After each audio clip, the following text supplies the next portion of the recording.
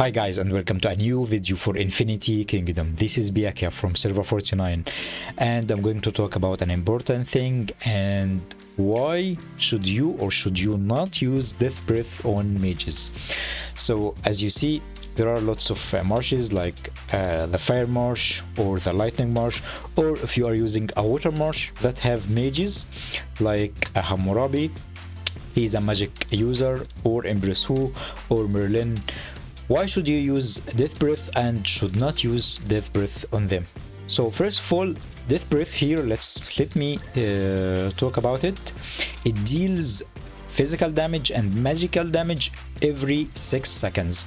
So it will calculate your physical damage and magical damage on this immortal and deal this damage for every 6 seconds. Sorry. So every 6 seconds you will have the 100% chance to deal damage. Some players use DeathBreath on Merlin. I don't really say it's not working. It is working on Merlin and it will deal damage, but let me talk here about my Empress Hu. If I replaced Fire Nova for DeathBreath, because I'm not going to remove Chase, because Chase is so strong in Empress Hu because it deals magical damage every crit. It has a 30% chance, and of course Annihilation deals a massive magical damage. So if I removed Fire Nova from Empress Hu, I will be removing a skill that deals continuous damage, and it deals also a direct damage, and this damage here, the continuous and the direct, it has a chance to be critical, and it will trigger Chase more often because the continuous damage, every time the continuous damage hit, it has a chance to be critical, and if it is critical, it has a chance to be to activate Chase, of course. So if I removed Fire Nova and put DeathBreath, okay, it might be working for me, but for now I will be having an extra magical skill, not be using on Empress Hu. So I will be have an extra skill not be using on Empress Hu, and this is not something I have to deal with, because the magical skills for the mages are so little. You have to consume the magical skills on your first march, second march, and third march wisely.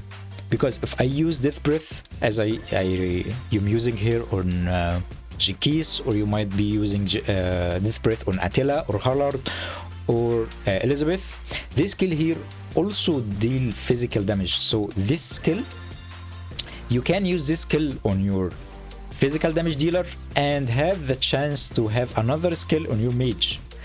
So for Empress Hu, I will not use the I will not use any non-magic skill on Empress Hu. So I will keep Fire Nova, of course. But for Hammurabi, I have a skill here that I have an aura. So I'm using Concentration and I'm using Toxin Nova. So I might be using on Hammurabi this skill instead of Jinkies. But for myself, I really prefer this skill on a physical damage dealer, because if I used all my damage on one immortal here like Hammurabi, if this immortal died early in the fight, I will now be having 2 defense immortal not dealing damage, and also Jinkies won't be dealing enough damage. So I am just putting the skills on my march as the following. I'm putting some damage here and some damage here to split the damage between my immortals. So if Hammurabi died, I have the chance to deal damage with Jinkies. If Jinkies died, I have the chance to deal damage with Hammurabi. So if you put all the main source of the skills or the strong skills on Merlin, for example, and left Hallard and Attila without any damage skills, then you are just telling that if you killed Merlin in the first game, okay, you have a free fight and you can win easily. So some players put DeathBreath on Merlin and leave Attila and Harlad without any damage. So this is not working. For me, I have to put all the damage across the damage dealers. So if Attila can deal damage, I can put DeathBreath on Attila and have Annihilation, Concentration, and Toxin Nova on Merlin instead of having Concentration and DeathBreath and Annihilation. And now you can't use Toxin Nova on Attila, but you can use DeathBreath on Attila. So the difference between DeathBreath and any other skill, you can use DeathBreath on physical damage dealer or magical damage dealer. So if you have a shortage on your magical damage dealer skills, you can use DeathBreath on the magical immortals, or if you have shortage on the physical damage dealer immortals, you have to use DeathBreath on magical immortals or physical immortals. Why I'm telling this? Because the Mixed March, for example, he is using, or it is using, all my damage dealer for the front line. So I have shortage on dealing damage with my frontline immortals. So this breath here, I can use it on the back row physical damage dealer or front row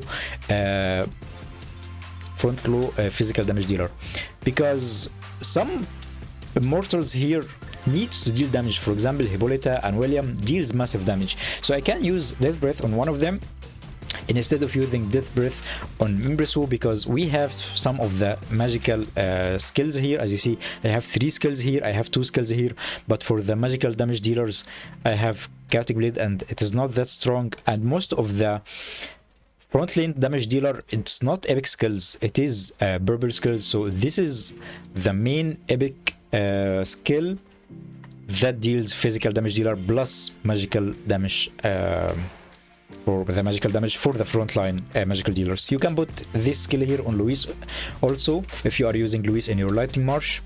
If you still confused about putting Death Breath on your mage or frontline, you can contact me on Discord and show me the formation you have, and I will guide you where to use this skill.